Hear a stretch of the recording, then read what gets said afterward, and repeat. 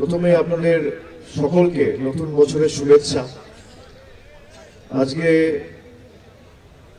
আপনারা বিশেষ করে মালদা জেলার বিভিন্ন ব্লক থেকে আমার ভাইয়েরা যারা অন্য রাজ্যে পেটের টানে পরিবারকে রেখে ছুটে গেছেন, কেউ 5 বছর, কেউ 10 বছর, কেউ 20 বছর, কেউ 25 বছর ধরে অন্যান্য রাজ্যে কাজ করছে। বিশেষ করে এই জেলার যে কটা ব্লক টাউন রয়েছে, আপনারা সবাই আজকে আমাদের এই সভায় এসে সশরীরে উপস্থিত হয়েছে। আমি আপনাদের সকলকে প্রথমেই নতুন বছরের শুভেচ্ছা, অভিনন্দন। এই বছরটা আপনাদের সকলের খুব ভালো কাটুক। প্রত্যেকটা দিন আপনাদের পরিবার, পরিজন, বন্ধু বান্ধব আপনাদের সাথে যারা রয়েছে সবার আগামী দিনগুলো আনন্দময় এবং সমৃদ্ধশালী হয়ে উঠুক। আমি সর্বশক্তিমান ঈশ্বর আল্লাহর কাছে এই প্রার্থনা করি। এবং আজকের সভাস্থল কানায় কানায় পূর্ণ, রাস্তায় অনেক লোক, আমরা হয়তো জায়গা দিতে পারিনি। গত বছর থেকে একের পর এক ঘটনা, বিশেষ করে যারা পরিযায়ী শ্রমিক রয়েছেন, যারা বাইরে কাজ করেন, তাদের উপর ধারাবাহিক অত্যাচার, অবহেলা, অপমান, বঞ্চনা, নিপীড়ন, শোষণের একাধিক ঘটনা আমরা দেখেছি এবং শুনেছি। আমাদের রাজ্যের মাননীয় মুখ্যমন্ত্রী মমতা বন্দ্যোপাধ্যায় এবং তার সরকার পরবর্তীকালে পোর্টাল খুলে আলাদা হেল্পলাইন চালু করে আপনাদের পাশে দাঁড়ানোর ব্যবস্থা থেকে শুরু করে সমস্ত আইনি সহায়তা আমাদের রাজ্য সরকার করেছে। এই মঞ্চে যে মানুষগুলো বসে রয়েছে তারা নিজেদের অভিজ্ঞতার কথা আপনাদের সকলকে বলেছে। আপনাদের সকলকে বলেছে যে কেউ উড়িষ্যায় কাজ করত, কেউ মধ্যপ্রদেশে কাজ করত। বসুন বলি, বসুন বসুন, আমি আলাদা করে কথা বলি। কি হয়েছে, কি হয়েছে, কি হয়েছে? আচ্ছা ছাড়ুক ছাড়ুক ছাড়ুক ছাড়ুক। কি হয়েছে? কি মেরে দিয়েছে? ঠিক আছে, আমি দেখে নেবো। বসুন বসুন, আপনি বসুন, ওনাকে একটু জল দাও। আমি দেখে নেবো, আমি দেখে নেবো। বসুন, ওনাকে একটু জল দিন। কেউ একটু জলের বোতল এনে জল দিন ওনাকে। আপনি কাঁদবেন না, শান্ত হন। আমি দেখবো, আমি পেয়েছি, আমি যা করার করবো, দেখবো, চিন্তা করবেন না। জল দাও, আপনি জল খান।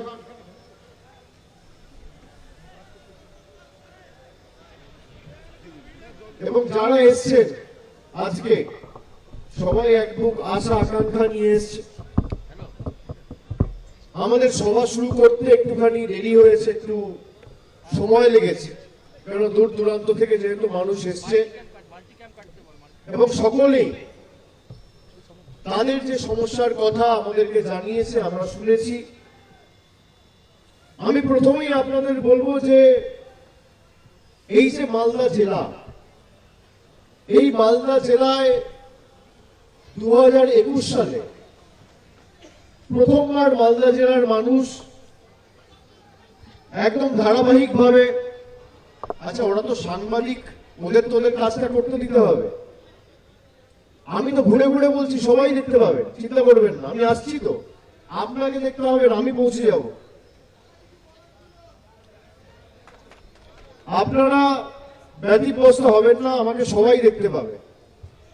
2021 সালে আপনারা প্রথমবার তৃণমূল কংগ্রেসকে বিপুলভাবে ভোট দিয়ে মালদা জেলায় 12টা আসনের মধ্যে 8টা আসন জিতিয়েছে। তারপরে এই যে 3 বছর 21 থেকে 24, এখানে আমাদেরকে অবহেলা, অপমান বা আমাদের অসম্মান করা দুঃসাহস কোন বিজেপি নেতা বা কর্মী কোন অন্য রাজ্যেও দেখায়নি। 2024 সালে একটা লোকসভা আসনে জিতলো বিজেপি আর একটা লোকসভা আসনে জিতলো কংগ্রেস। ওই মঞ্চে বসে আছে একটা ছেলে রয়েছে, ওর নাম হচ্ছে বিনয় বেশরা, গাজলে বাড়ি। এখানকার লোকসভা কেন্দ্রের সাংসদের নাম হচ্ছে খগেন মুর্মু, মানে গাজল বিধানসভা যে লোকসভার অন্তর্গত মালদা উত্তর, তার সাংসদের নাম খগেন মুর্মু। এবং যে ছেলেটার উপর অত্যাচার হয়েছে তার নাম বিনয় বেশরা।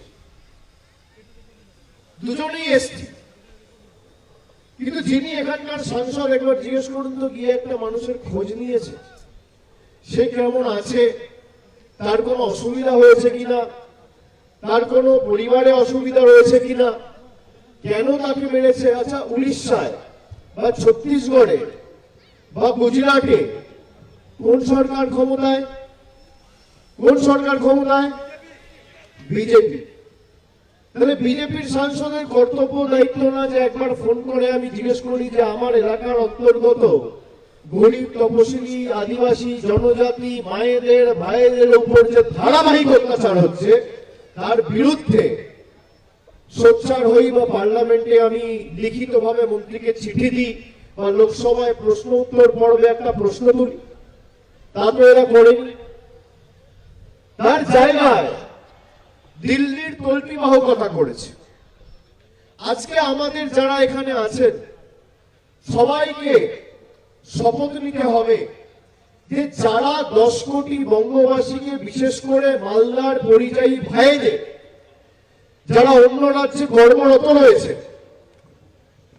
তাদেরকে যে বাংলাদেশি বলে তাড়িয়ে দিয়ে, বাংলাদেশি বলে আমাদের ভাষা আমাদের সংস্কৃতিকে অস্বীকার করে বাংলাদেশে পুশব্যাক করেছে। এই মঞ্চে একটা ছেলে আছে, জোর জবরদস্তি রাজস্থানের পুলিশ ধরে বাংলাদেশে পাঠিয়ে দিয়েছিল, আইনি মামলা লড়ে আমাদের সরকার আমাদের দল ফেরত এনেছে। মানুষ যখনই বিপদে পড়েছে পাশে দাঁড়িয়েছে কে? মমতা বন্দ্যোপাধ্যায়ের সরকার, তৃণমূল কংগ্রেস। আগামী দিনও ব্যতিক্রম হবে না। আমি যে কথাগুলো বলছি মনোযোগ দিয়ে শুনুন। এই যে আজকে মালদা জেলায় আপনারা সকলে যে ভূমিকা 2021 সালে এই জেলার মানুষ পালন করেছিল, আমি মনে করি তৃতীয়বার আমাদের সরকার এবং মমতা বন্দ্যোপাধ্যায়কে মুখ্যমন্ত্রী করার ক্ষেত্রে দক্ষিণবঙ্গের 5-7টা জেলা ছাড়া যে কটা জেলা অগ্রণী ভূমিকা পালন করেছে তার মধ্যে মুর্শিদাবাদ এবং মালদা অন্যতম। মুর্শিদাবাদে 22টা আসনের মধ্যে 20টা, আর একদিকে মালদায় 12টা আসনের মধ্যে 8টা। বিজেপির অশ্বমেধের ঘোড়াকে একা মালদা আটকে দিয়েছিল, যেখানে অন্য রাজনৈতিক দল বিজেপির কাছে হারছে, আপনাদের সমর্থনের কাছে বিজেপি মাথা নত করতে বাধ্য হয়েছিল। গুহারা হেরে বোকাট্টা হয়ে দিল্লির ট্রেন ধরে আর গুজরাটের ট্রেন ধরে ডবল ইঞ্জিন সরকারের বাবুরা সব ফেরত গিয়েছিল, যারা ডেলি প্যাসেঞ্জারি করতে এসেছিল। আগামী লড়াই আমাদের কাছে আরো গুরুত্বপূর্ণ।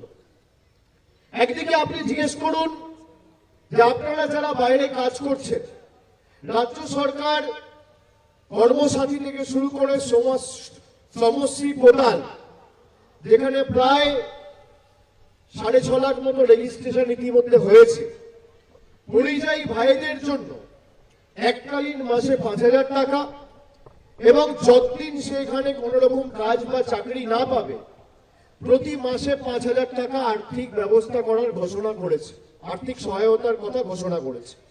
অনেকে রেজিস্ট্রেশন করেছেন, অনেকে রেজিস্ট্রেশন করছে। প্রায় 6 লক্ষ লোক সেখানে সরাসরি যোগাযোগ করেছে। আমি আজকে আপনাদের কাছে বলবো, আমি আমার লোকসভা কেন্দ্রে, ডায়মন্ড হারবার লোকসভা কেন্দ্র যারা আমি সাংসদ, সেখানে আমি একটা হেল্পলাইন নাম্বার চালু করেছি, যে মানুষের কোনো অসুবিধা হলে আপনারা সরাসরি আমার সাথে যোগাযোগ করবেন, আমার যতটুকু সামর্থ্য রয়েছে আমি আপনাদের পাশে দাঁড়াবো। এবং প্রায় 2 বছর ধরে, 2.5 বছর ধরে সে হেল্পলাইন নাম্বার চলছে, আজও দিনে 10,000 ফোন আসে। এবং 100 জনকে দায়িত্ব দেওয়া রয়েছে তারা এই ফোনগুলো তোলে এবং যখন যেখানে যার যা সমস্যা আছে সঙ্গে সঙ্গে আমাকে হোয়াটসঅ্যাপে জানায়, আমি সেগুলো সমাধান করার চেষ্টা করি আমার যতটুকু সামর্থ্য রয়েছে। আমি এই ডায়মন্ড হারবার হেল্পলাইনের নাম্বার আজকে মালদা জেলার ভাইদের জন্য খুলে দিলাম। আপনারা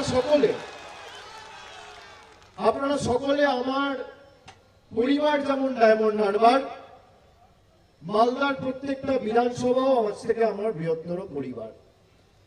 আমি যে নাম্বারটা বলছি আপনারা এই নাম্বারটা নোট ডাউন করুন। কারণ কোনো অসুবিধা হলে তৎক্ষণাৎ আমাকে জানাবেন, যা আইনি সহায়তা সাহায্য লাগবে আমরা পাশে দাঁড়াবো।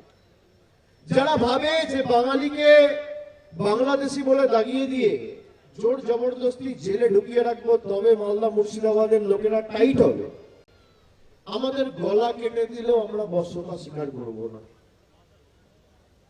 আমাদের মৃত্যু হওয়া পর্যন্ত আমরা মানুষের জন্য কাজ করেছি, মানুষের জন্য কাজ করব। কারোর কাছে মেরুদণ্ড বিক্রি করব না, আত্মসম্মান বিক্রি করব না। যদি মাথা নত করতে হয় বাড়ির গুরুজনদের কাছে মাথা নত হবে, বাবা মার কাছে হবে, ভগবানের কাছে হবে, আল্লাহর কাছে হবে, আর বয়োজ্যেষ্ঠদের কাছে হবে। দিল্লির গদ্দারদের কাছে মানুষ মাথা নত করবে না। আজকে একের পর এক ঘটনা, এখনো পর্যন্ত গত 6 মাসে 1200টা ঘটনা এমন ঘটেছে যেখানে খালি শুধুমাত্র বাংলায় কথা বলেছে আর বাংলা বলেছে, মানে বাংলায় কথা বলেছে বা বাংলায় হয়তো কাছাকাছি কোনো ডকুমেন্ট ছিল, বাংলায় ভোটার লিস্ট পেয়েছে বা বাংলার কোনো ডকুমেন্ট পেয়েছে, কোনো নথিপত্র পেয়েছে। খালি এইটুকু অপরাধ এই লোকগুলোকে বাংলাদেশি বলে বাংলাদেশে পাঠিয়ে দেওয়া হয়েছে। আমি নাম্বার দেবো, যখন বলেছি নিশ্চয়ই দেবো, কিন্তু আপনি আমাকে বলুন বাংলার জনসংখ্যা কত? প্রায় 11 থেকে 12 কোটি। ভারতবর্ষের জনসংখ্যা কত? 140 কোটি। 10% মানুষ বাংলায় কথা বলে। যারা বাংলায় কথা বলে বাংলার অস্তিত্বকে অস্বীকার করছে, আপনারা তাদের বিরুদ্ধে আগামী দিন গর্জে উঠে রায় দেবেন না?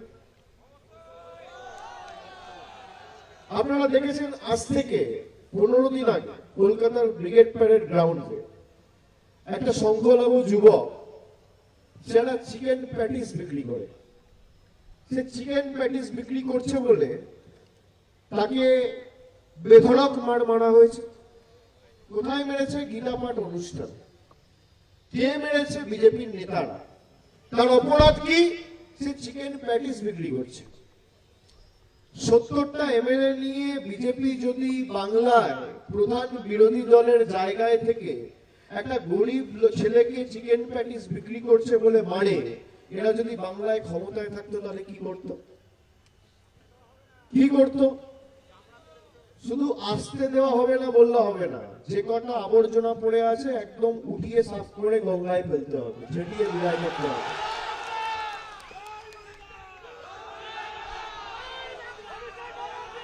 এদের কাছে অস্ত্র কি? আগে নির্বাচন হতো, নির্বাচনে মানুষ ভোট দিত, মানুষ ভোটাধিকার প্রয়োগ করে সরকার নির্বাচিত করত। মানুষ ঠিক করতো সরকারে কে বসবে, আর নরেন্দ্র মোদী এখন ঠিক করছে ভোট কে দেবে। আগে মানুষ সরকার বাঁচত, এখন সরকার ভোটার বাঁচছে। আপনি ভাবতে পারছেন? মানুষ ভোট দিয়ে সরকার নির্বাচিত করত যে আমি আমার পছন্দের বিধায়ক, সাংসদ, মুখ্যমন্ত্রী, প্রধানমন্ত্রী, মানুষ বাঁচবে। মানুষ কি বলছে? তোমার মৌলিক অধিকার আমি কেড়ে দেবো। কে ভোট দেবে সেটা দিল্লির বাবুরা ঠিক করবে। কে কি খাবে দিল্লির বাবুরা ঠিক করবে। কে চিকেন প্যাটিস বিক্রি করবে দিল্লির বাবুরা ঠিক করবে। আমি কি রকমের জামা পরবো দিল্লির বাবুরা ঠিক করবে। আমি কাকে ফোন করবো দিল্লির বাবুরা ঠিক করবে। আমার পরিচয় দিল্লির বাবুরা ঠিক করবে। আমি বাংলাদেশি না বাঙালি না ভারতীয় দিল্লির বাবুরা ঠিক করবে। আমি কোন রাস্তা দিয়ে হাঁটবো দিল্লির বাবুরা ঠিক করবে। কে অধিকার দিয়েছে? গণতান্ত্রিক দেশ, যে দেশের জন্য আমাদের মহান বিপ্লবীরা প্রাণ দিয়ে দেশকে স্বাধীন করেছিল। আজকে ৭৮ বছর পরে স্বাধীনতার মানুষকে লাইনে দাঁড়িয়ে নাগরিকত্বের প্রমাণ দিতে হবে। আজ থেকে 10 বছর আগে নোটবন্দির নাম করে আপনাদের সবাইকে লাইনে দাঁড় করিয়েছিল, জানাননি? বুকে হাত দিয়ে বলুন তো, কালো টাকা ধ্বংস হয়েছে? 10 বছর পরে আজকে আবার লাইনে দাঁড় করিয়েছে। আগে করেছিল নোটবন্দি, এখন করছে ভোটবন্দি। লাইনে দাঁড়াবেন, হিয়ারিং নোটিশ দিলে নোটিশ নিয়ে যাবেন। তৃণমূলের প্রত্যেকটা অঞ্চলে ওয়ার্ডে ক্যাম্প রয়েছে, হিয়ারিং ভেন্যুর বাইরে তৃণমূলের ক্যাম্প রয়েছে। আমাদের শেষ রক্তবিন্দু পর্যন্ত প্রত্যেকটা মানুষের পাশে আমরা দাঁড়াবো, তার ভোটাধিকার রক্ষা করার স্বার্থে। কিন্তু লাইনে দাঁড়িয়ে দোয়া করবেন, প্রার্থনা করবেন, আর আগামী দিন যখন ভোটের লাইনে দাঁড়াবেন, শেষবার আপনাদের সিদ্ধান্ত নিতে হবে, যারা আমাদের পদে পদে বঞ্চিত নিপীড়িত করেছে, বাংলাদেশি বলে আখ্যায়িত করেছে, তাদের শিক্ষা দেওয়ার সময় এই ভোট। নির্বাচনে জোড়া ফুলের বোতাম এমন ভাবে টিপবেন যাতে পদ্ম ফুলের নেতারা চোখে সর্ষে ফুল দেখে, আর বিজেপিকে কড়াই গন্ডায় হিসাবে জবাব দিতে হবে। একদিকে রয়েছে ভারতের জাতীয় কংগ্রেস, একদিকে রয়েছে তৃণমূল, আমি বাংলার কথা বলছি, একদিকে রয়েছে সিপিএম, অন্যান্য অনেক নতুন রাজনৈতিক দল আসছে, আসবে। গণতান্ত্রিক দেশ, কে কোথায় লড়বে, প্রতিদ্বন্দ্বিতা করবে, মানুষের কাছে যাবে, প্রার্থী দেবে, সেই সিদ্ধান্ত তাদের, সবার অধিকার আছে। কিন্তু আপনাকে বুঝতে হবে যে ভারতবর্ষে যে 1500টা রাজনৈতিক দল আছে, তাদেরকে যদি একটা রাজনৈতিক দল যদি কাউকে শিক্ষা দিতে পারে বিজেপিকে, তার নাম তৃণমূল কংগ্রেস। অন্যান্য যত রাজনৈতিক দল আছে সবাই বিজেপির কাছে হারে, আর সেই বিজেপি তৃণমূলের কাছে হারে। এটাই হচ্ছে পার্থক্য। আমাদের সংস্কৃতি যারা অস্বীকার করে, যারা আমাদেরকে ঘুষপেটিয়া বলেছিল, আপনারা যারা বাইরে কাজ করেন, বাংলায় কথা বললে বাংলাদেশি বলা হচ্ছে না, বলা হচ্ছে না। বিজেপির বাংলার নেতা খগেন মুর্মুকে জিজ্ঞেস করুন তো, এখানকার সাংসদ শুভেন্দু অধিকারী, সুকান্ত মজুমদার, দিলীপ ঘোষ কোন ভাষায় কথা বলো? বাংলায়। তাহলে এই মঞ্চে যারা বসে আছে, এরা যদি বাংলায় কথা বলার অপরাধে জেলে যায় বা বাংলাদেশে যায়, তাহলে শুভেন্দু অধিকারীকে কেন জেলে পাঠানো হবে না আর বাংলাদেশে পাঠানো হবে না? দিলীপ ঘোষকে কেন পাঠানো হবে না? সুকান্ত মজুমদারকে, খগেন মুর্মুকে কেন পাঠানো হবে না? একই যাত্রায় পৃথক ফল তো হতে পারে না। আমরা তো সবাই বাংলায় কথা বলি। ক্ষমতা থাকলে অমিত শাহ, নরেন্দ্র মোদীর আর বিজেপি সরকারের 10 কোটি বঙ্গবাসীকে জেলে ঢোকাও। তোমার কত বুকের পাটা আর কত বড় বাপের বেটা, মানুষের কাছে প্রমাণ করো যে তুমি সবাইকে জেলে ঢুকিয়ে গণতন্ত্রকে ভুলণ্ঠিত করে বাংলা দখল করতে চাও।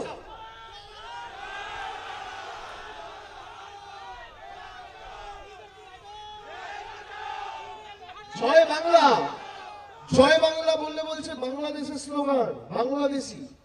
আরে ভারতবর্ষের রাষ্ট্রপতি কলকাতায় নেতাজি ইন্ডোর স্টেডিয়ামে এসে জয় বাংলা বলেছে। কে বলেছে? দেশের রাষ্ট্রপতি। তাহলে তাদের তর্ক অনুযায়ী তো রাষ্ট্রপতিও বাংলাদেশি। বিজেপির তৎকালীন বিজেপির সর্বভারতীয় সভাপতি, সে এসে জয় বাংলা বলছে, তাহলে সে তো পাকিস্তানি বাংলাদেশি। জয় বাংলা বললে আমাদের পরিচয় অস্বীকার করা।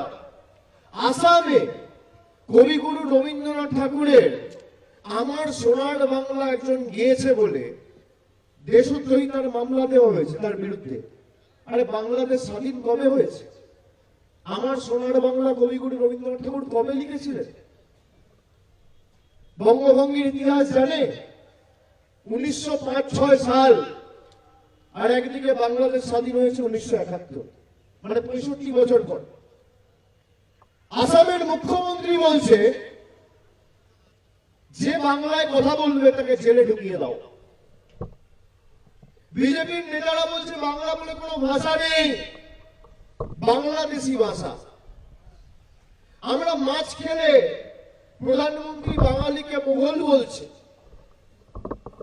মাছ খাওয়া নিয়ে ব্যঙ্গ বিদ্রুপ করেছিল, আগে নির্বাচনে দেখেছিলেন তো।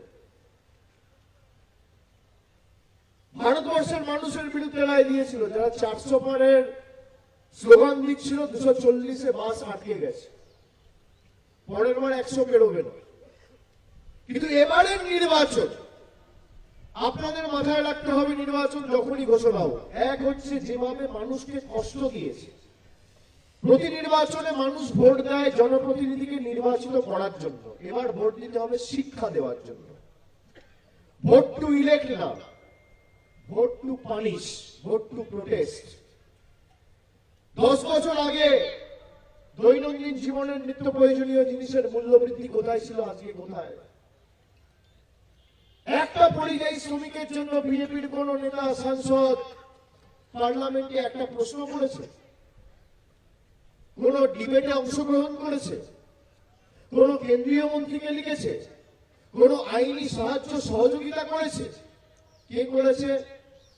তৃণমূল কংগ্রেস। কালকে আমি দক্ষিণ দিনাজপুর গেছিলাম, দুজন লোক আপনাদের বলি, এই বিজেপির আসল চেহারা দেখুন। মহারাষ্ট্রে কাজ করতো, ভিওয়ান্ডি বলে একটা জায়গা আছে বম্বের কাছে, সেখানে এক ভদ্রলোকের নাম অসিত সরকার, আরেক ভদ্রলোকের নাম গৌতম বর্মন। গৌতম বর্মন আবার বিজেপির বুথের সভাপতি। সে বলছে খালি বাংলায় কথা বলেছি বলে আমাদের বিনা কারণে 7 মাস জেলে ঢুকিয়ে দিয়েছে। আমি বললাম তুমি তো বিজেপির বুথের সভাপতি। বললো দাদা আমার বউ গেল সুকান্ত মজুমদারকে অনুরোধ করলো, পাত্তাই দিল না। বললো জেলে ঢুকে গেছে, এখন বেরোবে দেখা যাবে, আমরা কিছু করতে পারবো না। এই বিজেপি যদি নিজের বুথ সভাপতিকে প্রোটেকশন না দিতে পারে, বাংলার মানুষকে প্রোটেকশন দেবে? বিজেপির বুথ সভাপতি বাড়িতে পৌঁছে দিচ্ছে তৃণমূল, মামলা লড়ে, মামলা জিতে, জেল থেকে বার করিয়ে বাংলায় ফিরিয়ে। যারা হিন্দু মুসলমানের মধ্যে বিভাজন করে, যারা হিন্দু মুসলমানের মধ্যে বিভাজন করে, আপনি আমাকে বলুন তো, এই বিজেপির নেতারা উত্তর দিতে পারবে যে বাড়িতে যদি কোনো সমস্যা হয় রাত্রির 1টার সময়, কোনো একটা লোক কোনো রোগে আক্রান্ত হলো, কোনো ব্যাধিতে আক্রান্ত হলো, কারোর মাথা ফাটলো, পা ভাঙলো, হাত কাটলো, যদি রাত্রিবেলা 2টোর সময় অ্যাম্বুলেন্সটা ডাকতে হয়, জিজ্ঞেস করবেন ড্রাইভার হিন্দু না মুসলমান? পাড়ার দোকান থেকে মাছ কেনেন, মাংস কেনেন, জিজ্ঞেস করেন যে বিক্রেতা হিন্দু না মুসলমান? ঠাকুরের ফুল কেনেন, কেউ মাজারে দেন, কেউ মন্দিরে দেন, কেউ মন্দিরে দেন, কেউ মসজিদে যান, জিজ্ঞেস করেন যে বিক্রেতা হিন্দু না মুসলমান? যেই প্যান্ডেলে বড় বড় ভাষণবাজি করে বিজেপির নেতারা, মঞ্চটাকে বেঁধেছে, জিজ্ঞেস করে হিন্দু না মুসলমান? যে জামা কাপড়টা পরে আছে, কাপড়টাকে কেটেছে, জামাটাকে বানিয়েছে, দর্জির ধর্ম কি, হিন্দু না মুসলমান? জিজ্ঞেস করেন। যে থালায় ভাত খাচ্ছে, সেই ভাতটা ধানটাকে ফলিয়েছে, সেই কৃষকের ধর্ম কি, হিন্দু না মুসলমান? জিজ্ঞেস করেন। আর আমাদের মধ্যে এরা বিভাজন তৈরি করে, আমাদের বাংলাদেশি বলে আখ্যায়িত করেছে, আমাদের বঞ্চিত করেছে। এখানে আজকে আমার যতদূর চোখ যাচ্ছে ততদূর লোক। আপনারা সবাই তো রেজিস্ট্রেশন করেছেন, করেছেন তো? করেছেন? হাত তুলে বলুন। করেছেন? সবার তথ্য আমার কাছে আছে। আমি আগামী 2 মাসের মধ্যে ইন্ডিভিজুয়ালি আপনাদের কাছে পৌঁছাবো, মানে কথা বলবো আমার তরফ থেকে, অফিসের তরফ থেকে কেউ না কেউ আপনাদের ফোন করবে, যারা আজকে সবাই এসেছেন। আপনাদের আরো কিছু তথ্য আমার দরকার, আমি সেই তথ্যগুলো আগামী 3 মাসের মধ্যে কালেক্ট করব।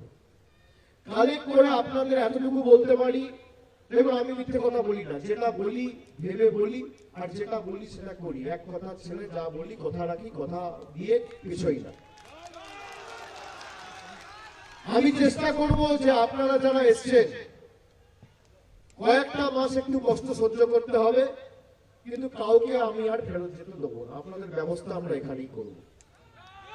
এতটুকু দায়িত্ব নিয়ে বলতে পারি। এই মাটিতে জন্মেছেন, এই মাটিতেই বড় হয়েছেন, এই মাটিতেই থাকবেন, এই মাটিতেই খাবেন, এই মাটিতেই থাকবেন, এই মাটিতেই শোবেন, এই মাটিতেই পরিবারের পাশে দাঁড়াবেন। আর এদেরকে যা শিক্ষা দেওয়া, যারা গুজরাটে, রাজস্থানে, ছত্তিশগড়ে, দিল্লিতে ক্ষমতা দখল করে বাঙালির উপর অত্যাচার করেছে, কেন্দ্র সরকার তো বদলাবে, আজ নয় কাল। ভারতীয় জনতা পার্টি থাকবে না, দেশের সংবিধান থাকবে।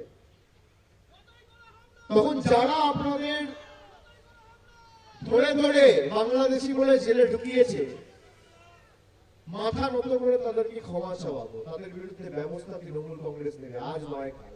ছেড়ে কথা বলবেন।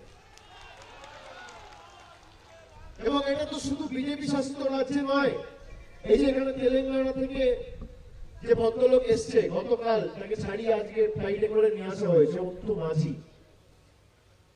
ওখানে কর্ণাটকের যে ছেলেটা রয়েছে, যার 3 মাস স্ট্রোক হয়েছে, কর্ণাটকায় কাজ সরকার, তেলেঙ্গানায় কাজ সরকার, তেলেঙ্গানায় কাজ সরকার কংগ্রেস। আমি বললাম গুজরাটে বিজেপির সরকার, রাজস্থানে বিজেপির সরকার, ছত্তিশগড়ে বিজেপির সরকার, দিল্লিতে বিজেপির সরকার, মধ্যপ্রদেশে বিজেপির সরকার, মহারাষ্ট্রে বিজেপির সরকার, কর্ণাটকায় সরকার কার? কংগ্রেসের। মালদার দক্ষিণ লোকসভা সাংসদের নাম কি? কোন দলের? কটা মানুষের পাশে দাঁড়িয়েছে? তাই থেকে আপনারা কি আশা করেন? কি আশা করেন? ঈশাখান চৌধুরী পারে না যে তেলেঙ্গানা বা কর্ণাটকের মুখ্যমন্ত্রী বা কোন মন্ত্রী বা মুখ্যমন্ত্রী দপ্তরে একটা ফোন করে বলি যে আমি এখানকার সাংসদ, আমাদের জেলার লোকেদের তোমাদের লোকেরা টর্চার করছে, বাঙালিকে বাংলাদেশি বলে দাগিয়ে দিয়ে বাংলাদেশে পাঠানো হচ্ছে, এই লোকগুলোকে ফিরিয়ে আনার ব্যবস্থা করতে পারে না? একটা তো ফোন করতে হবে। আরে হোক না হোক পরের কথা, ফোনটা তো করতে হবে। সেই ফোন কি করেছে? করেনি তো। পাশে দাঁড়িয়েছে তৃণমূল। আর এখন মালদা মুর্শিদাবাদের মানুষকে যারা বোকা ভাবে, আমি মনে করি তারা পৃথিবীর সব থেকে বোকা। যারা মানুষকে বোকা ভাবে তাদের থেকে বোকা কেউ নেই। ভাবছে একে ওকে দুটো লোককে দাঁড় করিয়ে ভুল বুঝিয়ে এই করে তাই করে মন্দির মসজিদের রাজনীতি করে আমরা বিভাজন তৈরি করব। গলা কেটে দিল মানুষ ইউনাইটেড, মানুষ সিদ্ধান্ত নিয়ে নিয়েছে। এই এত লোক আজকে এসছে, কেউ তো যায়নি, আমার তো ঢুকতে দেরি হয়েছে, আমি কলকাতায় ফিরবো, আমার আরো কর্মসূচি রয়েছে। এই যারা ঘন্টার পর ঘন্টা বসে রয়েছে তারা বক্তৃতা শুনতে আসে না, তারা সিদ্ধান্ত নিয়ে আসে যে বিজেপিকে উপড়ে ফেলবো। তারা সিদ্ধান্ত নিয়ে আসে যে আরো বড় ম্যান্ডেট মমতা বন্দ্যোপাধ্যায় এবং তৃণমূল কংগ্রেসকে দেবো, মামাটি মানুষকে দেবো। আমাদের সরকার যে প্রকল্পগুলো চালু করেছে, এই প্রকল্পগুলো বন্ধ করার জন্য উঠে পড়ে লেগেছে বিজেপি। আজকে গরিব মানুষ যাতে বাড়ি না পায়, বাড়ির টাকা বন্ধ। জিজ্ঞেস করুন তো কংগ্রেসের নেতাদের, একটা চিঠি লিখে প্রতিবাদ করেছে। জলের টাকা বন্ধ, একটা চিঠি লিখে প্রতিবাদ করেছে। 100 দিনের গরিব মানুষের 2,64,00,000 জব কার্ড হোল্ডার, বাংলা একমাত্র রাজ্য যার 100 দিনের টাকা বন্ধ করে দিয়েছে। একটা চিঠি লিখেছে কংগ্রেসের কোন নেতা প্রতিনিধি? বাংলার আজকের দিনে দাঁড়িয়ে বকেয়া পাওনা হচ্ছে 2 লক্ষ কোটি টাকা। কত টাকা? 2 লক্ষ কোটি। আপনি জানেন আমাদের সরকারের সাথে অন্য সরকারের তফাৎ কি? 2011-এ আমরা ক্ষমতায় আসার পর মানুষের উপর 10 পয়সার কোনো বাড়তি কর বা বোঝা চাপাইনি। একটা সরকার যদি চায় রাতারাতি খালি একটা বিজ্ঞপ্তি জারি করে, একটা নোটিফিকেশন জারি করে হাজার হাজার কোটি টাকা মানুষের থেকে তুলে নিতে পারে যে কোনো সরকার, এই ক্ষমতা রয়েছে সরকার। কিন্তু আমাদের রাজ্য সরকার গত 11 বছরে একটা বিজ্ঞপ্তি জারি করেনি যার মাধ্যমে সাধারণ মানুষের উপর 10 পয়সার বাড়তি বোঝার করের দায় পড়বে। তাও আমরা মানুষকে কাজের মাধ্যমে সমৃদ্ধ করার চেষ্টা করেছি। আমাদের সরকার প্রতি বছর 27,000 কোটি টাকা খরচা করে লক্ষ্মীর ভান্ডার দেয়। 27,000 কোটি। এর মধ্যে মোদী সরকারের অবদান কি জানেন? শূন্য। শূন্য। কংগ্রেস তো দুটো জায়গায় আছে, রাজ্যে যারা আছে সবাইকে, যত মহিলা আছে সবাইকে লক্ষ্মীর ভান্ডার দিয়ে দেখাতো। বিজেপি কোনো জায়গায় করে দেখা। বিজেপির নেতারা বলছে যারা লক্ষ্মীর ভান্ডার পায় সেই স্বামীগুলোকে বলবো বউদেরকে বন্দি করে রাখো যাতে ভোট দিতে না পারে। আরে বন্দি হলে তোমাদের মানুষ করবে, তাদেরকে বন্দি করতে হবে, রাইট? আর ভোটাধিকার প্রয়োগ করে গণতান্ত্রিক ভাবে বন্দি করতে হবে। এমন ভাবে বন্দি করবো যে হাতের শিকল আর সারা জীবন খুলবে না, চাবিটাই খুঁজে পাবে না। মানুষ যদি বন্দি করে সে কঠিন বন্দি, আর কেউ খুলতে পারবে না। আমার আপনাদের কাছে অনুরোধ থাকবে যে আপনারা যাদেরকে চেনেন জানেন, প্রথমত এই এসআইআর এর মাধ্যমে পরিযায়ী শ্রমিকদের নাম কেটে দেওয়ার একটা ষড়যন্ত্র বিজেপি করেছে। বিহারে যারা পরিযায়ী শ্রমিক রয়েছে তাদেরকে হিয়ারিং এ ডাকা হয়নি, বাংলায় ডেকে পাঠানো হচ্ছে। কেন? বাঙালি বলে। সবাইকে কিন্তু সুনিশ্চিত করতে হবে যে আমার নাম যেন ভোটার তালিকায় থাকে। আর যদি ভোটার তালিকা থেকে কোনো মতে বাদ যায় তাহলে ফর্ম 6 ফিল আপ করবেন। তৃণমূল কংগ্রেসের ক্যাম্প রয়েছে, আমাদের কর্মীরা সাহায্য সহযোগিতা করবে। এবার ধরুন আপনার নাম এলো, একটা হিয়ারিং নোটিশ পাঠালো, কোনো একটা ডকুমেন্টেশনের সমস্যা রয়েছে, বিএসকে গুলোতে যাবেন, মে আই হেল্প ইউ এর ক্যাম্প মমতা ব্যানার্জি সরকার করেছে। আপনি আপনার নথিপত্র জমা দিয়ে ডকুমেন্টেশন কালেক্ট করে হিয়ারিং এ অফিসারকে জমা দেবেন এই আর কাছে। নাম কারোর বাদ দিতে দেবো না।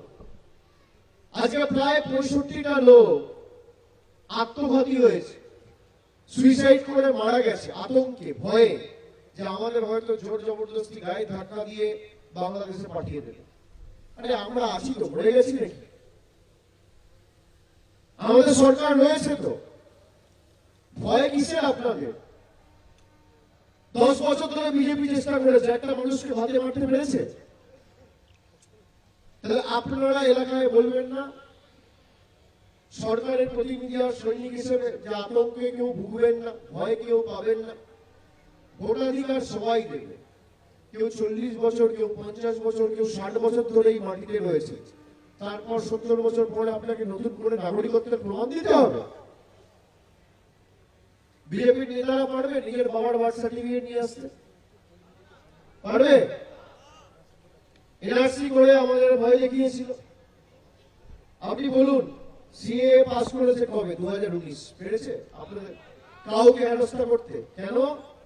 ভারতবর্ষের স্বরাষ্ট্রমন্ত্রীর নাম যদি অমিত শাহ হয়, বাংলার স্বরাষ্ট্রমন্ত্রীর নাম মমতা বন্দ্যোপাধ্যায়।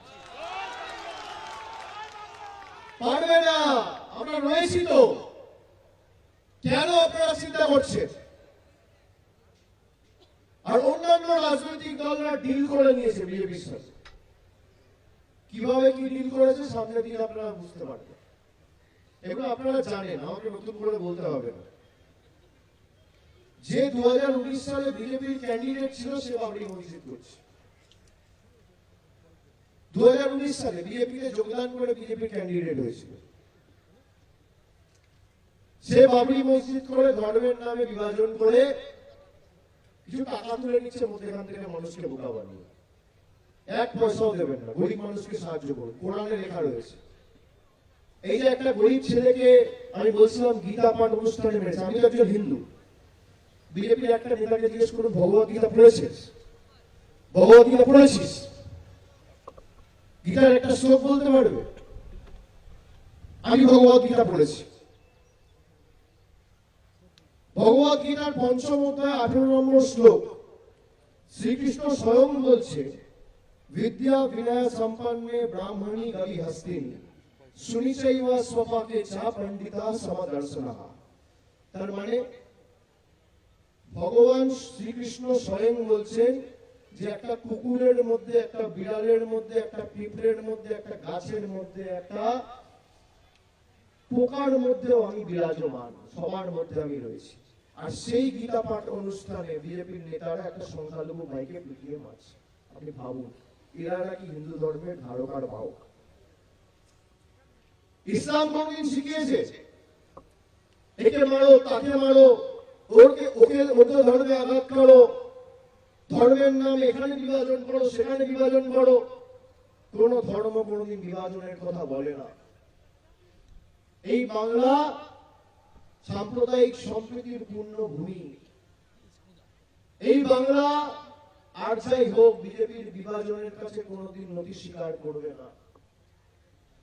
যারা বিজেপির সাথে ডিল করে মানুষকে সমস্যার মুখে ফেলতে চেয়েছে, আগামী দিন কিন্তু এদের কঠোর শিক্ষা দিতে হবে ভাইরা। আপনারা কথা দিচ্ছেন। আর যারা বাইরে রয়েছেন সমাজ মাধ্যমে আমার কথা শুনছেন, আমার বিনীত অনুরোধ থাকবে, এই লড়াই বাংলার মাটিতে বিজেপিকে শেষ করার লড়াই। বিজেপির শেষের শুরু এই বাংলার মাটি থেকে হবে। আপনি মিলিয়ে নেবেন, এখানে ক্যামেরা আছে, আমি বলে যাচ্ছি। 2029 এদের গল্প শেষ। এতদিন সহ্য করেছেন আর 3 বছর, কিন্তু মানুষকে ঐক্যবদ্ধ থাকতে হবে, এক থাকতে হবে। আমাদের মধ্যে যদি বিভাজন হয় তাহলে লাভ কার? বিজেপি। বিহারে দেখেছেন মানুষ ভাগ হয়ে গেছে, বিজেপি জিতে গেছে। যেখানে মানুষের মধ্যে ভাগাভাগি করতে পেরেছে সর্বত্র বিজেপি। আর বাংলায় খালি মানুষ এক, বিজেপি ভাগ। আমাদের ভাগ করতে গিয়ে নিজেরাই ভাগ হয়ে গেছে। যারা ভাগ মমতা ভাগ বলেছিল, আজকে ভাগ বিজেপি ভাগ হয়ে গেছে বাংলার মাটি থেকে।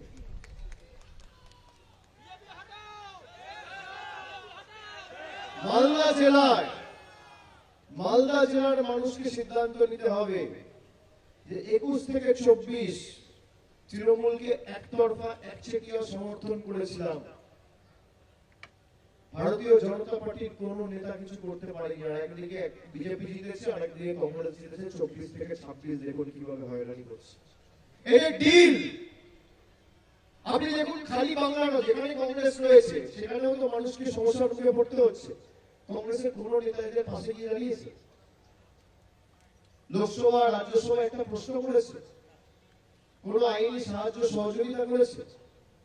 একটা কেস আমাকে দেখাতে পারবে না।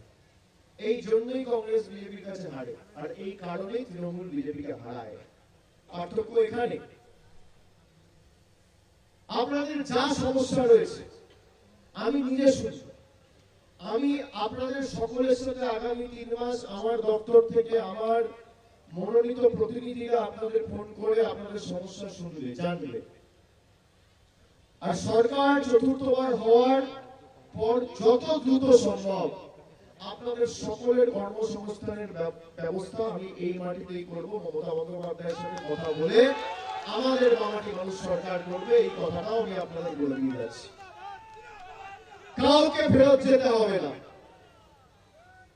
কেউ ফেরত যাবেন না। কি আপনারা ফেরত যেতে চান? ফেরত যেতে চান? এই মাটি থেকে আর ভালো কি আছে? এর থেকে আপন, এর থেকে আন্তরিক আর কি? এই মাটিতেই জন্মেছি, এই মাটিতেই মরব। আর আমি তো কথা নিয়ে গেলাম, আমার বৃহত্তর পরিবার আপনারা সকলে, আপনাদের সকলকে এক থাকতে হবে। আপনি দেখুন, যেখানে ভাগ হয়েছে বিজেপি লাভ হয়েছে। আপনাকে একটা ছোট্ট উদাহরণ দিই, আপনি শুনুন। তৃণমূল কংগ্রেস 2021-এ জেতার পরে বিভিন্ন রাজ্যে বিধানসভা নির্বাচন লড়ার জন্য গেছিল। তার মধ্যে একটা রাজ্য হচ্ছে মেঘালয়, যেখানে এই মুহূর্তে আমরা প্রধান বিরোধী দল হিসেবে স্বীকৃতি পেয়েছি এবং আমাদের প্রতিনিধিরা লড়াই করছে। মেঘালয়ে 5টা বিধায়ক জিতেছিল কংগ্রেস, 5 জন বিধায়ক জিতেছিল তৃণমূল। কংগ্রেসের 5 জন বিধায়কের মধ্যে সবকটা চলে গেছে এনডিএতে, বিজেপি। আর তৃণমূলের যে 5 জন বিধায়ক ছিল, হাজার চেষ্টা করেও বিজেপি আজ অব্দি ভাঙতে পারেনি। আপনি দেখুন, ভারতবর্ষে কোনদিন দেখেছেন বিজেপি ভেঙে অন্য দলে গেছে? দেখেছেন? একমাত্র হয় বাংলায়। আর অন্যান্য দেখুন সরকার পাল্টে দিচ্ছে, এমএলএ কিনে নিচ্ছে, কেনা বেচা করে সরকার বদলে দিচ্ছে। আর বাংলায় উল্টো গল্প, তৃণমূল বিজেপিকে ভেঙে দিচ্ছে। তৃণমূলের শক্তি কে? তৃণমূলের শক্তি আপনারা। ওরা একই বৃন্তে দুটি কুসুম, হিন্দু মুসলমান, একটি তার নয়নমণি আর একটি তার প্রাণ। এই তো তৃণমূল। সাম্প্রদায়িক সম্প্রীতি, নানা ভাষা, নানা মত, নানা পরিধান, বিবিধের মাঝে দেখো মিলন মহান। তৃণমূল পার্টিটাকে আমরা কি বলি? TMC. T for temple, M for mosque, C for church. T দিয়ে টেম্পল, এম দিয়ে মস্ক আর সি দিয়ে চার্চ। এটা কাকতালীয় নয়, এটাই বিধির বিধান, এটাই সাম্প্রদায়িক সম্প্রীতির বার্তা, এটাই সর্বশক্তিমানের আশীর্বাদের নিদর্শন। তাই আর যাই হোক, আমাদের সকলকে এক থাকতে হবে। এবং এই প্রত্যেকটা কেস আমি আপনাদের কথা দিচ্ছি, আগামী পার্লামেন্ট সেশনে শুধুমাত্র এই রাজ্যের মুখ্যমন্ত্রীগুলো নয়, যে পুলিশ এদের বিরুদ্ধে অত্যাচার করে জোর জবরদস্তি গায়ে চড়ে এদেরকে বাংলাদেশে ঢুকিয়েছে, আমরা আইনি ব্যবস্থাও নেব এবং প্রত্যেকটা কেস ইন্ডিভিজুয়ালি আমরা পার্লামেন্টে তুলব। এক ছটাক জমি বিজেপিকে ছাড়া হলো না, এক ছটাক জমি। আপনারা সবাই এসছেন, আপনাদের সকলে আমরা একটু দুপুরের খাবার ব্যবস্থা করেছি, আপনারা খেয়ে যাবেন। আমি আবার এখানে আসব। মালদা এবার ৮-৪ করলে হবে না, ১২-০ করতে হবে তৃণমূলের পক্ষে। আর বিজয় মিছিল যখন করবেন আমায় ডাকবেন তো? যখন করবেন আমায় ডাকবেন তো? আর যেহেতু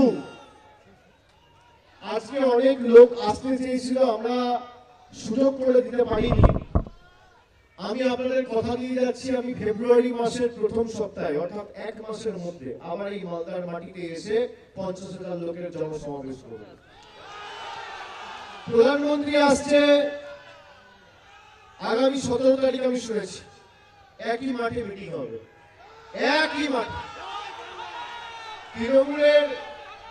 তৃণমূলের ট্রেলারটা সেদিনকে দেখাবো, আর পুরো সিনেমাটা ২৬-এ আমরা দেখিয়ে দেবো। এই বিজেপি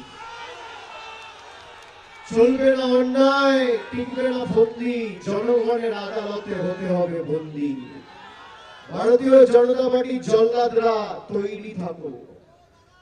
মানুষের শক্তি লাগে, কারোর শক্তি টিকে না। মানুষ চেয়েছে বলে আজকে কেউ প্রধানমন্ত্রী হয়েছে, কেউ সাংসদ হয়েছে। এদের ঔদ্ধত্য, দম্ভ, অহংকার ভেঙে চূর্ণ বিচূর্ণ করতে হবে। যারা মানুষের পাশে দাঁড়ায়নি, বিজেপি তো ৪টে বিধায়ক আছে, কবার গেছেন এলাকায়, কবার খোঁজ নিয়েছেন, কটা নতুন প্রকল্প নিয়ে এসছেন, ক পয়সা কেন্দ্রের সাহায্য পেয়েছেন, রিপোর্ট কার্ড কই? খালি ধর্মে ধর্মে উস্কানি, খালি ধর্মে ধর্মে উস্কানি। হিন্দু মুসলমান কি আজকে আমরা এক? তো একটা হিন্দু ভাইয়ের শরীরে যে রক্ত রয়েছে, একটা মুসলমান ভাইয়ের শরীরে সেই রক্ত রয়েছে। আমাদের মধ্যে কোনো বিভেদ নেই। এই বাংলা সেই বাংলা যেখানে একজন সংখ্যালঘু ভাই তার বাবার হাত ধরে দুর্গাপুজোর মণ্ডপে গিয়ে প্রতিমা পরিদর্শন করে, ঠাকুর দেখে, আবার একজন হিন্দু ভাই তার পরিবার পরিজনদের নিয়ে ঈদে তার পরিবারের ঘনিষ্ঠ সংখ্যালঘু ভাইদের বাড়িতে গিয়ে ঈদের বিরিয়ানি খায়। আমরা যে উৎসব উদ্দীপনা নিয়ে দুর্গাপুজো করি, একই উৎসব উদ্দীপনা নিয়ে রমজান, পবিত্র ঈদ আর বড়দিন পালন করি। এটাই আমাদের শক্তি। আর ঘাসফুল সেই শক্তির প্রতিনিধি এবং প্রতিরূপ। আপনাদের তাড়াতাড়ি যদি দু একটা কারোর কোনো প্রশ্ন থাকে আমি নেব। তারপর আপনাদের সকলের সাথে আমার ফেব্রুয়ারি মাসের প্রথম সপ্তাহে আবার দেখা হবে। সেদিনকে বাকি খেলাটা হবে। কি খেলা হবে? হবে? এবার খেলা হবে না, এবার পদ্ম ফুল উপড়ে ফেলা হবে। পদ্ম ফুল উপড়ে ফেলা হবে। যারা বাংলাকে অপমান করে, বাংলাকে বাংলাদেশি বলে দাঁড়িয়েছ, তাদেরকে উৎখাত করা হবে। দাদা, কিছু প্রশ্ন আমাদের এখানে এসছে, সেখান থেকে আমরা 5টা তুলে নিয়েছি। বাকিটা দাদা সঙ্গে নিয়ে যাবেন, ওরে যত সময় চেষ্টা করবেন উত্তর দেওয়া। প্রথমেই এসরারুল শেখ, মোথাবাড়ি, আলীনগরে বাড়ি। আমি ছত্তিশগড়ে পাড়ায় পাড়ায় জামা বিক্রি করতাম।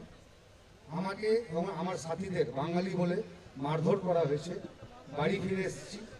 মালদা জেলায় রাজ্যের বাইরে নির্যাতন ও বিপদের মুখে পড়া পরিযায়ী শ্রমিকদের সহায়তায় জেলা প্রশাসন কি কি পদক্ষেপ নিয়েছে? না, প্রথমত খালি জেলা প্রশাসন নয়, রাজ্য সরকারের তরফ থেকে যে পদক্ষেপগুলো নিয়েছে, শুধুমাত্র হেল্পলাইন নাম্বার নয়, আপনাদের সাথে আমাদের রাজ্য সরকার এবং যেহেতু আমরা রাজ্য সরকারের দায়িত্ব রয়েছি, শাসক দলের প্রতিনিধিরা, বিশেষ করে আমাদের সাংসদ সামিলুল নিজের দায়িত্বে ছিল, সবার সাথে কথা বলে যেখানে যে সহযোগিতা প্রয়োজন হয়েছে, আমরা সে সহযোগিতার হাত বাড়িয়ে আমাদের জ্ঞাতার্থে যে কেসগুলো এসছে, আমরা সবকটা আইনত লড়ে বিজয়ী হয়ে কোর্টের অর্ডারে তাদেরকে বাংলায় ফেরত এনেছি। এবং আগামী দিনে এই লড়াই চলবে, এটা একমাত্র বাংলাই করেছে। এবং আজকে শুধুমাত্র এটা রাজ্য সরকার অতি সীমিত বা সীমাবদ্ধ থাকলো না। আমি যখন এক ডাকে অভিষেকের কথা বলেছি, আমি নাম্বারটা আপনাদের সকলকে দিয়ে দিচ্ছি, নাম্বারটা সেভ করে নিন, লিখে নিন। সবার কাছে পেন আছে বা মোবাইল ফোন যদি থাকে, নাম্বারটা লিখে নিন। এই নাম্বারে কোনো অসুবিধা হলে, যারা বিপদের মুখে পড়ছেন, আমাকে জানাবেন। আমার যতটুকু সামর্থ্য রয়েছে আমি পাশে দাঁড়াবো। নাম্বারটা হচ্ছে 7877 78877 78877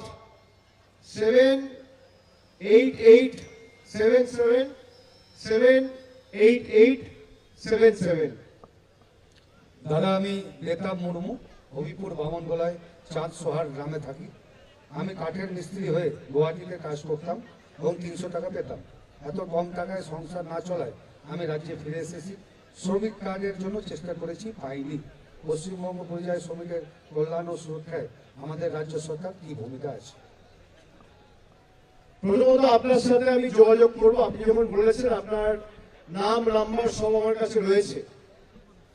একটা জিনিস মাথায় রাখবেন যে আমাদের বাংলার যা পরিস্থিতি এবং যার মধ্যে রাজ্য সরকারকে মানুষের উপর কোন রকম বাড়তি বোঝা না চাপিয়েও কাজকর্ম করতে হচ্ছে, সেখান থেকে দাঁড়িয়ে আপনি যদি দেখেন গত 2020 সালে কোভিডের সময় যে অপরিকল্পিত লকডাউন ঘোষণা হয়েছিল, সেখানে সব থেকে বেশি সমস্যার মুখে পড়তে হয়েছিল মালদার ভাইদের।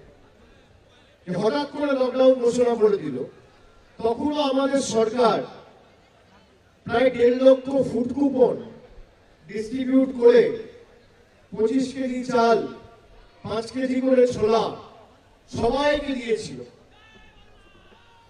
আপনার শ্রমিক কার্ড নিয়ে যে অভিযোগ রয়েছে, আমি যোগাযোগ করে তার ব্যবস্থা করে দেবো এবং সবাইকে অনুরোধ করব, সমশ্রী পোর্টাল যেখানে রেজিস্ট্রেশন আপনি করতে পারবেন, আপনার ডিটেলস গুলো দিয়ে রেজিস্ট্রেশন করুন।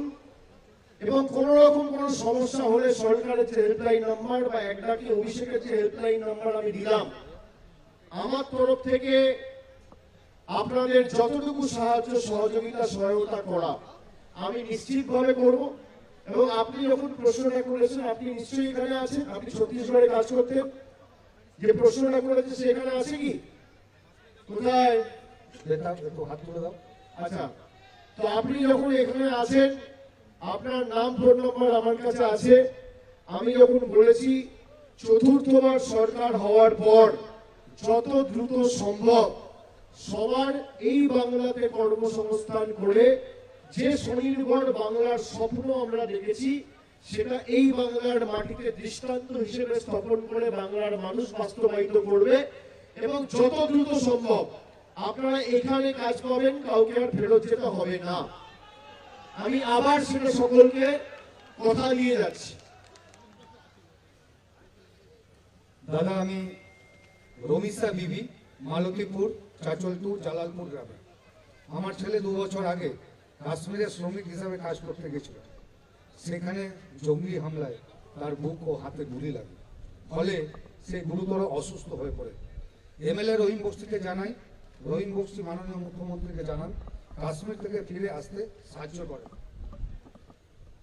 আমার ছেলের হাত নষ্ট হওয়ার কারণে এখন আর কোনো কাজ করতে পারে না, সংসার কোনো রকমও চলে, সরকার থেকে কোনো রকম সুবিধা পাওয়া যাচ্ছে না।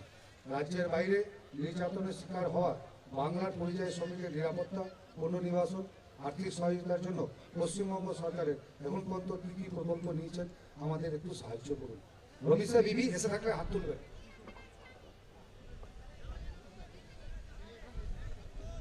অত্যন্ত বেদনাদায়ক ঘটনা। আপনি যখন আছেন, প্রথমত আমি আপনার পরিবারের সকলের সুস্বাস্থ্য কামনা করি। কোথায়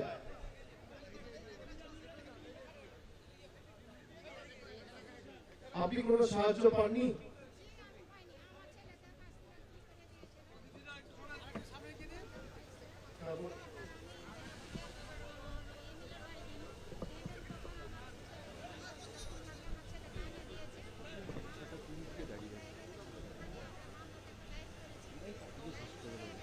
ও ভাই এদিকে দেখো।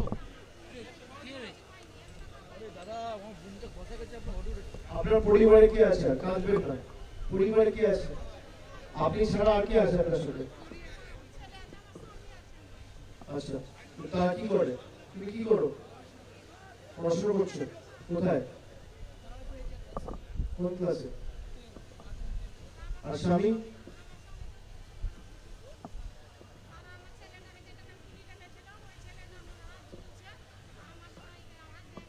এই বোনের সামনে কথা বলো না, বোনের সামনে সব।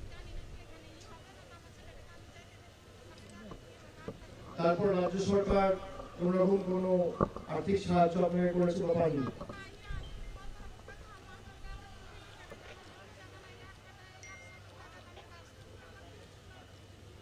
আপনার বাড়িটার জন্য আপনারা অ্যাপ্লাই করেছিলেন?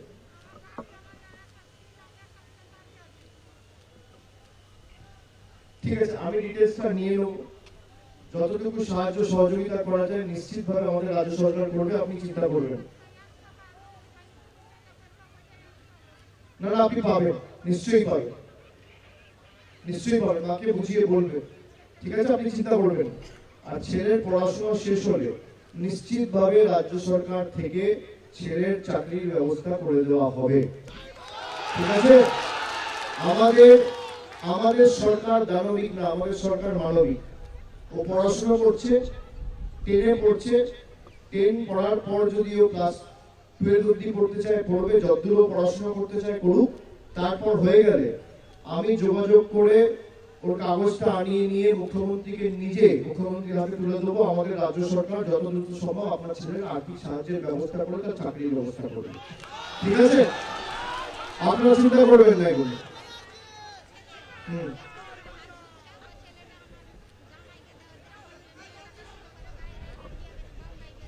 আচ্ছা,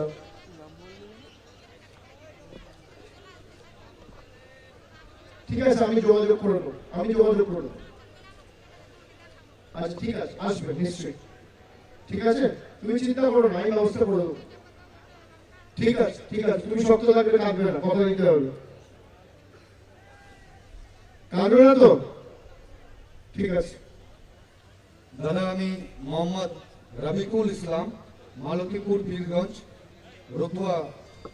আমি টাওয়ারে কাজ করি, সেই সূত্রে আমাকে রাজস্থান, গুজরাটে ও অন্য রাজ্যে যেতে হয়। এরকমভাবে আমি নাসিকে একটি কোম্পানিতে কাজ করি। কিন্তু কাজ শেষ হওয়ার পর এখন পর্যন্ত টাকা পয়সা দেয়নি। পরিযায়ী শ্রমিকদের শোষণ রোধ করার জন্য কী কী আইনি সুরক্ষা রয়েছে, সঠিক সুযোগ সুবিধা না দেওয়া হলে রাজ্য সরকার কীভাবে ঠিকাদার এজেন্টের বিরুদ্ধে ব্যবস্থা নিতে পারে? এগুলো তো ইন্টারস্টেট মাইগ্রেশন, এই মাইগ্রেন্ট ল যেগুলো রয়েছে বা ওয়েলফেয়ার যে ক্লজগুলো রয়েছে তার বেসিসে তো কোর্টেই মুখ করা যেতে পারে। এগুলো তো আইনত টেক আপ করা যেতে পারে। কার প্রশ্ন এটা আছে এখানে? রাখি বলে একটু হাত তুলো। কোথায়?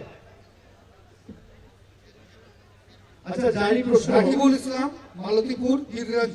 জারি প্রশ্ন আপনি শুনে নিন। প্রথমত, আপনি যদি টাকা কাজ করে টাকা না পেয়ে থাকেন তাহলে আপনার এটা অধিকার, আপনার কাছে অপশন রয়েছে যে আপনি আইনত আপনি কোর্টে অ্যাপ্রোচ করতে পারেন এবং সেক্ষেত্রে যতটুকু লিগাল অ্যাসিস্ট্যান্স বা আইনি সাহায্য সহায়তার প্রয়োজন পড়বে দলগতভাবে সম্পূর্ণ আমি আপনাদের পাশে, আমাদের দল পুরো আপনাদের পাশে থাকবে। যার এই কেসটা রয়েছে আমি সামিরুলকে দায়িত্ব দিচ্ছি। আপনি কি টাকা পাননি? কি হয়েছে?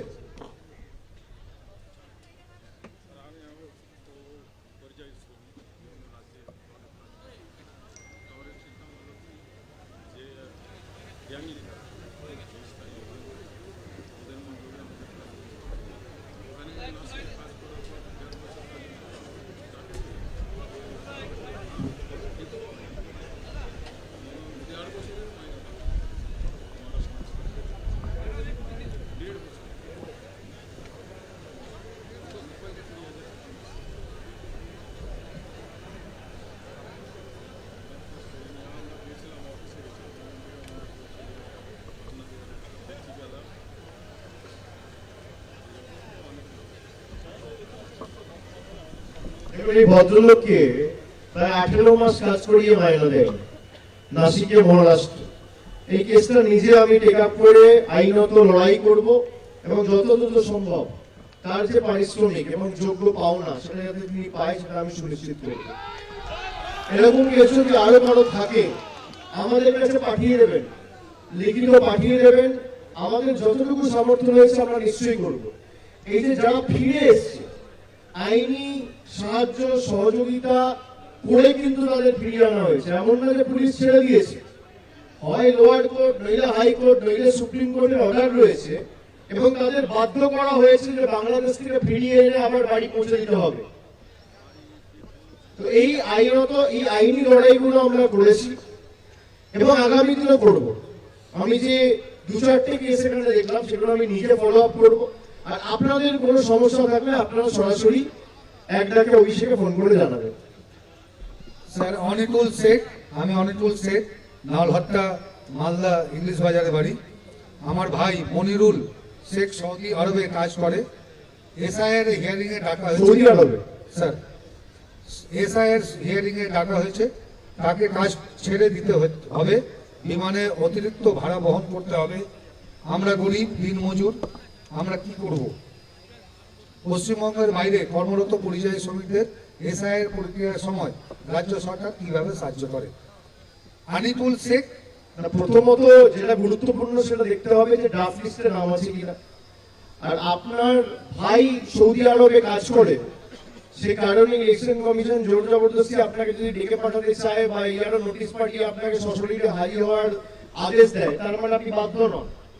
আপনি দরকার হলে আপনার ভিসার অ্যাপ্লিকেশন, ভিসার কপি এবং পাসপোর্টের কপি আপনি অ্যাটাচ করে পাঠাবেন। এবং এই যে এসআইআর করে বিশেষ করে যারা বাইরে রয়েছে, কাজ করছে, থাকছে, পেটের দায়ে ছুটে গেছে, তাদেরকে যেভাবে হেনস্থা করার পরিকল্পনা, এই জন্যই আমরা এসআইআর এর বিরোধিতা করেছিলাম। আপনি এই যে অপরিকল্পিতভাবে এসআইআর বাংলায় চালু করতে চেয়েছেন, এটা ইলেকশন কমিশনের ব্যর্থতাকে এক্সপোজ করেছে। যারা এখানে নেই আপনি নোটিশ পাঠিয়ে বলছেন যে আসতে হবে। আপনার যদি ড্রাফট লিস্টে নাম থাকে কেউ আপনার নাম কাটতে পারবে না, প্রথমত এটা বুঝে নিন। আর যদি কেউ বাইরে থাকে, কাজ করছেন, ফর্ম 6A ফিল আপ করবে।